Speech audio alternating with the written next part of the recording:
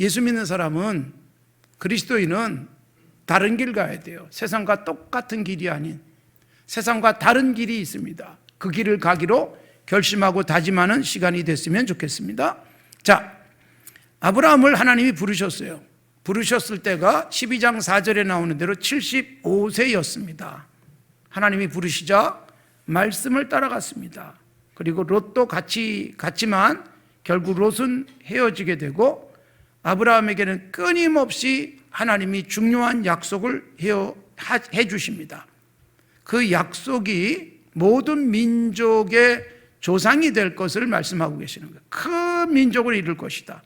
그래서 그 어떤 민족보다도 뛰어난 민족이 될 것이다. 그래서 아브라함에게 주신 약속은 크게 두 가지예요. 하나가 뭐예요? 후손이에요. 후손.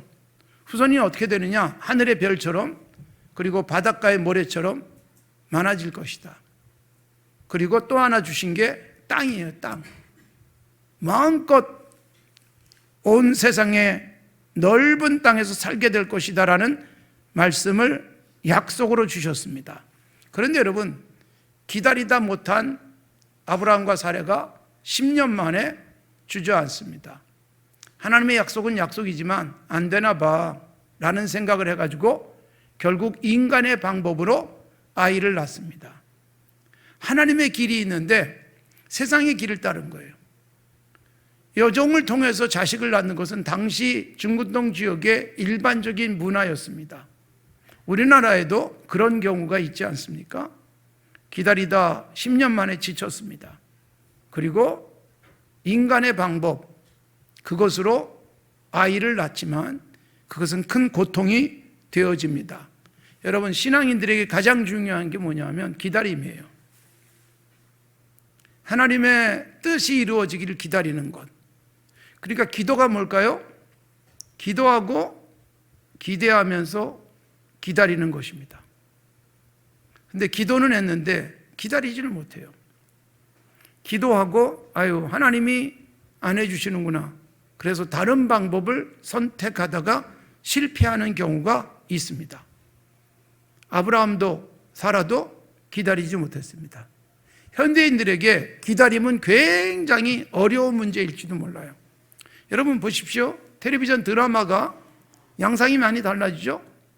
예전엔 여러분 장수하는 드라마가 있었잖아요. 몇 년씩 계속합니다. 근데 요즘은 그런 드라마는 없습니다. 3부작, 짧게는. 길어봐야 16부작이에요. 12부작으로 끝나기도 합니다. 결말을 빨리 보고 싶어 하는 거예요.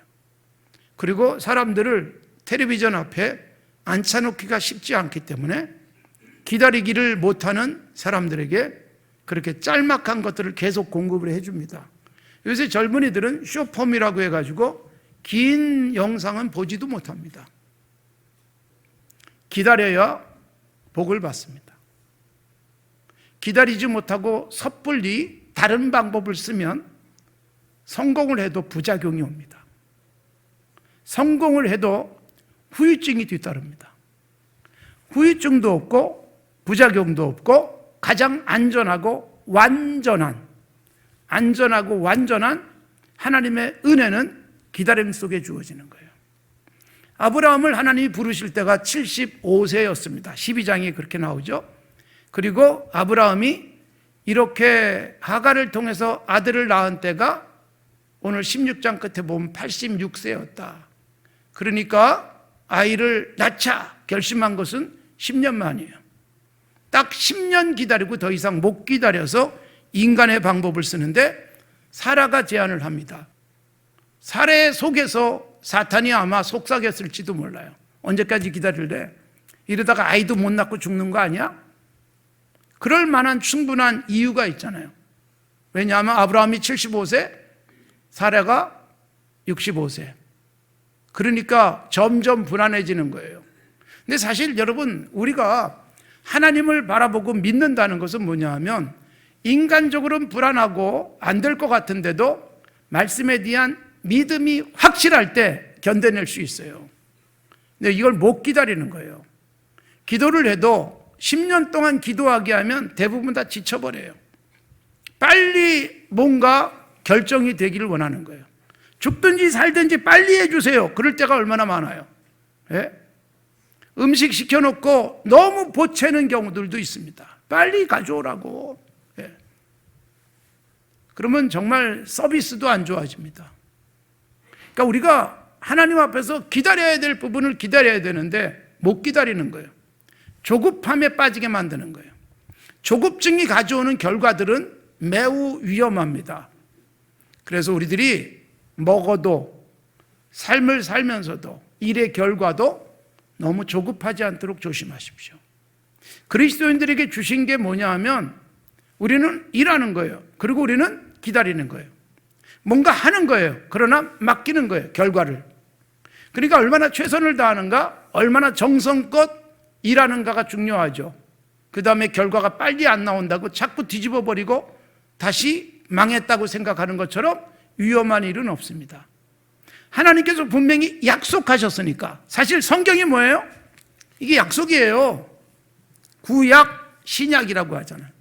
Old Testament. 그리고 새로운 언약, 약속이에요. 옛 언약과 새 언약. 그러니까 성경은 전체가 약속으로 꽉 차 있는데 하나님의 말씀을 읽을 때마다 이 속에서 약속을 붙들고 기도하는 거예요. 근데 여러분, 약속에 대한 조건을 충족시키지 못해서 못 받을 수 있어요.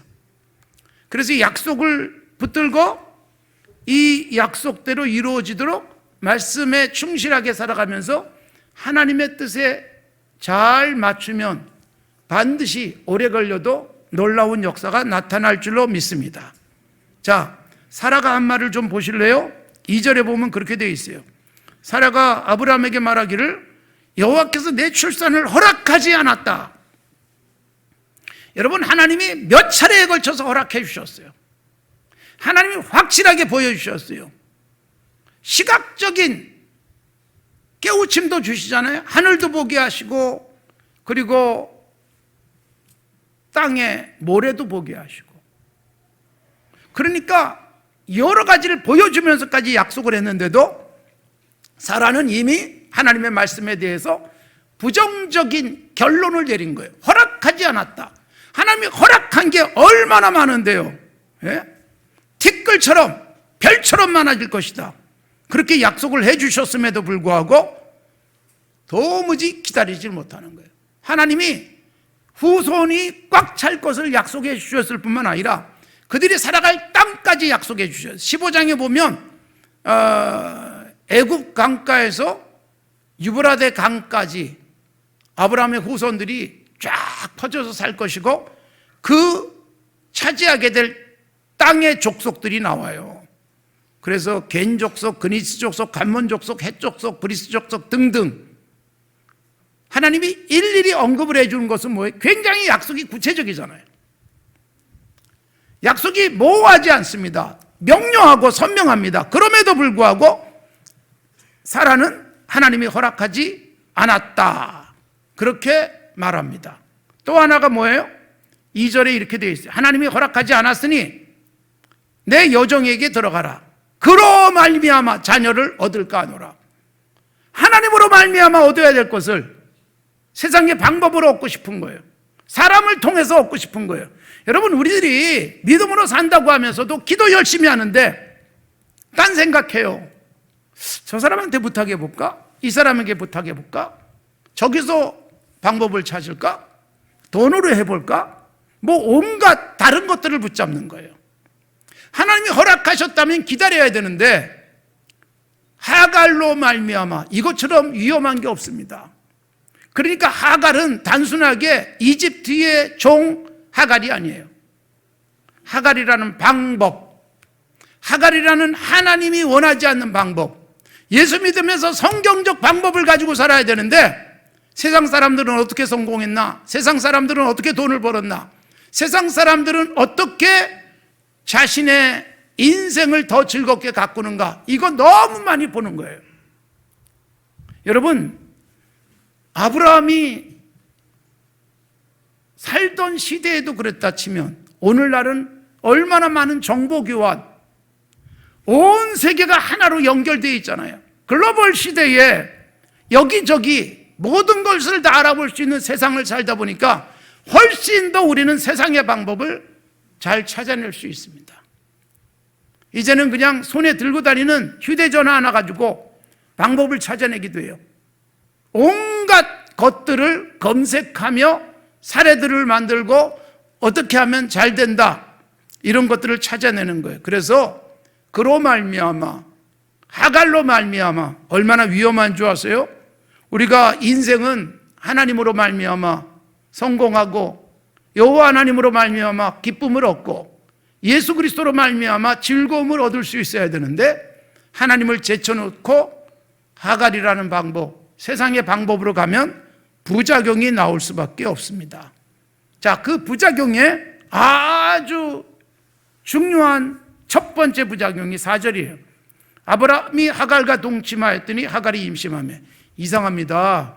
하나님을 기다리는데 10년을 기다려도 안 생기는 아이가, 여러분, 하갈이라는 방법으로 해보니까 바로 아이가 생기는 거예요. 그래서 그럼 그렇지, 이게 옳지, 이 생각할 수 있어요. 세상의 방법은 굉장히 빨라요. 마귀의 유혹은 바로 그걸 우리에게 갖다 주는 거예요.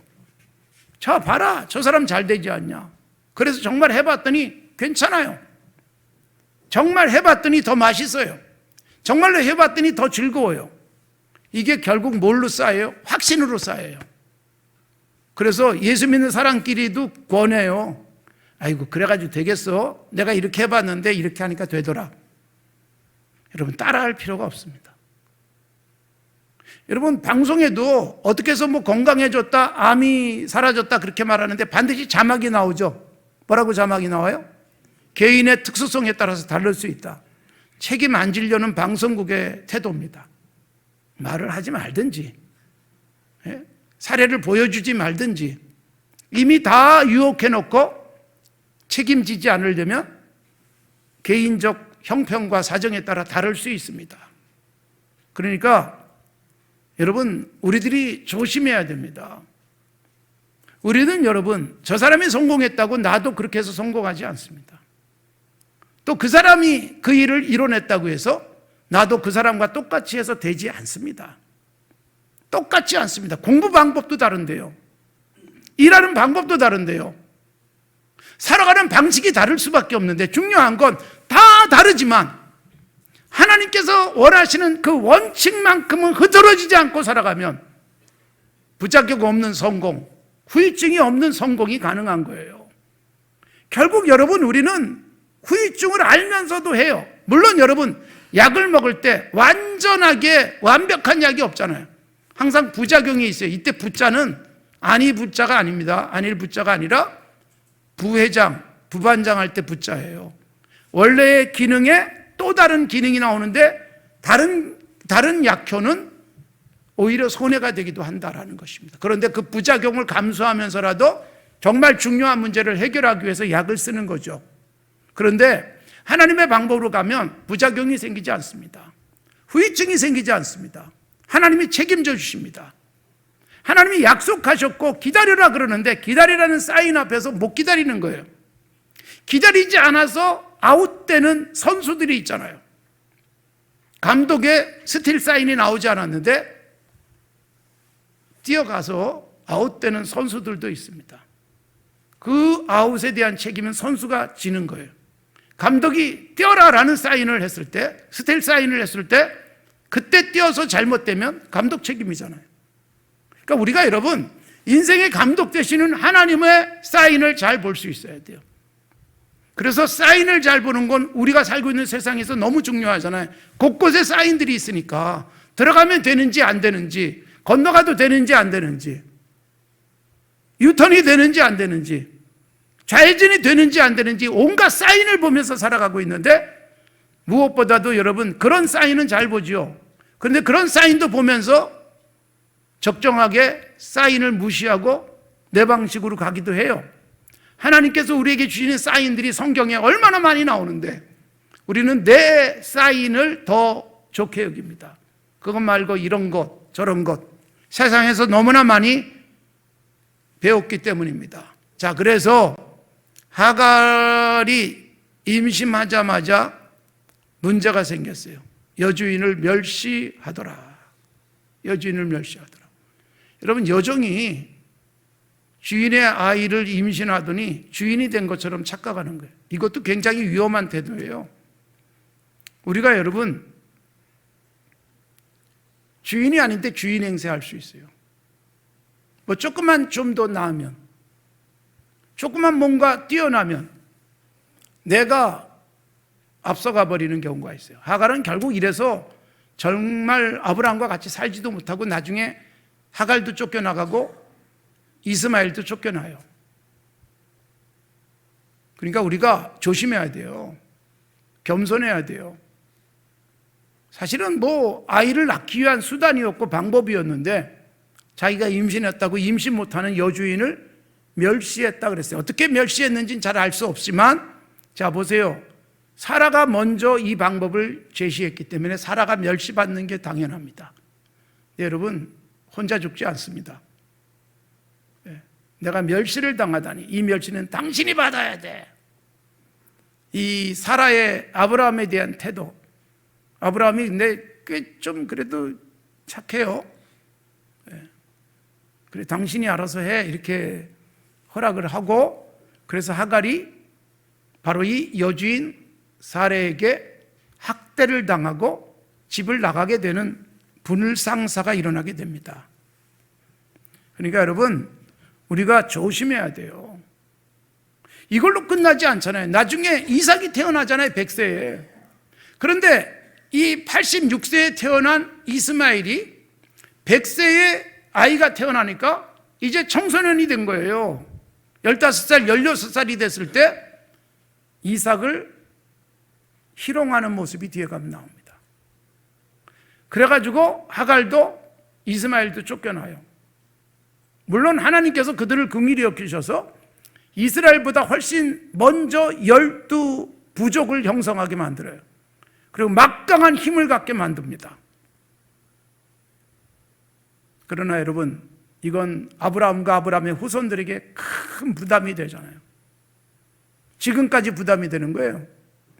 이스라엘과 싸우고 있는 주변의 족속들이 바로 이스마엘의 후손이고, 이스라엘인들은 자기들의 조상이 아브라함이라는 것을 자부심 갖고 있는 거예요. 그러니까 부작용, 후유증이 나타나지 않도록 조심해야 돼요. 더군다나 여러분, 굉장히 중요한 사건이 있어요. 그게 뭔지 아세요? 16장에 나오는 거예요. 16장 마지막 절이, 16절이 뭐냐 하면, 오늘 제가 본문을 그래서 16장 전체로 사실은 잡았어요. 16장 16절 마지막 절이 하갈이 아브라함에게 이스마엘을 낳을 때 아브라함의 나이가 86세였더라. 그 다음에 17장을 보십시오. 16장 다음 17장에 보면 뭐라고 되어 있어요? 아브라함이 99세 때. 어떻게 이렇게 절묘하게, 물론 여러분 모든 것을 다 기록하고 있지 않지만 의도적으로 창세기 기록자가 보여주고 있어요. 16장에서 하갈이 아이를 낳고, 그래서 아브라함이나 사라가 원하는 대로 자식을 낳았을 때가 86세였다. 그런데 17장은 갑자기 퍽 튀어요. 중간에 브랭크가 생기는 거예요. 아브라함의 99세 때, 그러니까 무려 13년. 어떻게 보면 하나님 쪽에서 아브라함을 막아버리고 닫아버리고 밀어냈을지 몰라요. 여러분, 우리가 사람과의 관계에서도 그 사람이 굉장히 싫어하는 일을 하거나 그 사람이 도와주겠다는데 거절해버리고 다른 방법으로 다른 사람 통해서 해버리면 관계가 절단납니다. 개인 간의 문제만이 아니잖아요. 국가와 국가 사이에서도 여러분, 그 나라가 모욕적이라고 받아들이면 관계가 깨지는 거예요. 심지어 여러분, 대사를 소환하기도 하고 관계가 완전히 파괴되는 경우들도 있어요. 서로 존중하지 않을 때, 서로 약속을 지키지 않을 때예요. 그러니까 하나님의 약속을 무시해버린 아브라함에게 하나님이 13년 동안 닫으셨어요. 16장과 17장, 이게 여러분 장절은 16세기에 만들어지기 때문에 장절이 없을 때 통으로 읽어보십시오. 갑자기 86세였더라. 그 다음에 아브라함이 99세 때. 훨씬 더 가깝게 다가오죠. 13년이 브랭크. 하나님이 아브라함에게 등 돌린 상태. 그리고 99세 때 그래도 은총을 주시기 위해서 나타나시는 거예요. 그러니까 여러분, 하나님과 불편한 관계가 만들어지는 거예요. 보세요. 아브라함이 하갈을 통해서 자식을 낳고 나니까 누구하고 불편해져요? 사라하고 불편해지죠. 여종과 불편해지죠. 하나님과 불편해지는 거예요. 그러니까 관계가 파괴되는 거예요. 조심하셔야 돼요. 하나님께서 딱 닫아버리는 이 불행한 역사를 고통스럽게 13년을 보여주고 있는 것입니다. 사랑하는 성도 여러분, 우리에게 굉장히 중요한 도전을 주는 거예요. 하갈은 단순하게 이집트 사람 하갈이 아니고 우리가 하나님이 원하시는 방법 외에 다른 방법의 대명사예요. 하나님의 방법이 아닌, 하나님의 길이 아닌 다른 길, 하나님은 절대로 기뻐할 수 없는 길을 쫓아갈 수 있어요. 그게 더 빠르다고 보이기 때문에, 남들이 그 길 가서 잘 되기 때문에. 여러분, 잘못된 길을 가는데 잘 되고 있다면 가장 큰 저주거리입니다. 조심해야 돼요. 자녀를 키우면서 우리는 사람들은 어떻게 키우는가를 봅니다. 성경을 통해서 자녀를 키우려고 하지 않고 다른 사람들 다 그러는데 뭐 나도 그래야지. 이게 여러분 얼마나 많이 일어납니까? 자녀 교육의 이름으로 저지르는 인간의 죄가 있다. 책으로도 나왔어요. 100사람이 그렇게 하는데 나만 안 하면, 나만 뒤처지고 우리 아이만 손해본다라는 강박이 우리에게 있을 수 있어요. 심지어 여러분, 교회도 그렇게 하는 경우들이 있어요. 빨리 부흥해야 된다는 부흥 컴플렉스에 빠져가지고 온갖 세상적 방법을 쓰는 거예요. 교회가 성장하는 게 아니라 마케팅을 하고 있는 거예요. 정말로 교회다운 교회로 부흥하는 게 아니라 세상의 온갖 방법들이 교회 안에 다 들어와 있어요. 그래서 뭐 전도, 그리고 교회 부흥의 방법에 컨설팅을 해주기도 하고, 그리고 세상의 방법들이 그대로 들어와 가지고 그것을 막 전파하는 케이스도 생겨나는 것은 매우 위험합니다. 사랑하는 성도 여러분, 우리는 어떤 길을 가고 있습니까? 우리는 어떤 삶의 태도를 유지합니까? 예수님 우리에게 분명히 보여주는 거예요. 그 길 가면 죽음이에요. 그 길 가면 손해예요. 그런데 주님은 그 길을 가요. 왜요? 아버지의 뜻이기 때문에. 성경에 아버지의 뜻으로 나온 것들이 너무나도 많잖아요. 물어볼 필요도 없는 하나님의 뜻. 에이, 그렇게 해가지고 되겠어? 라는 생각 때문에 우리는 하나님의 사람들과 다른 길이 아닌 세상과 똑같은 길을 걸을 수 있습니다. 조심하십시오. 우리의 길은 성경을 통해서 찾아야 됩니다. 제대로 된 내비게이션을 이용하지 않으면 더 힘들어질 수 있습니다. 하나님 앞에서 건강한 길 찾기를 하십시오. 성경이 우리에게 말씀하고 있는 그것을 붙들고 누가 뭐래도 확실하고도 분명한 간증거리가 생기길 바랍니다. 끝까지 말씀대로 갔는데 그 길이 옳았다. 이건 이미 앞서간 신앙의 선배들, 주기철 목사님이 그러셨고, 죽는 것 같은데, 조만식 장로님이 그러셨고, 망할 것 같은데, 손해볼 것 같은데 결국은 영원히 사는 길임을 보여주고 있습니다.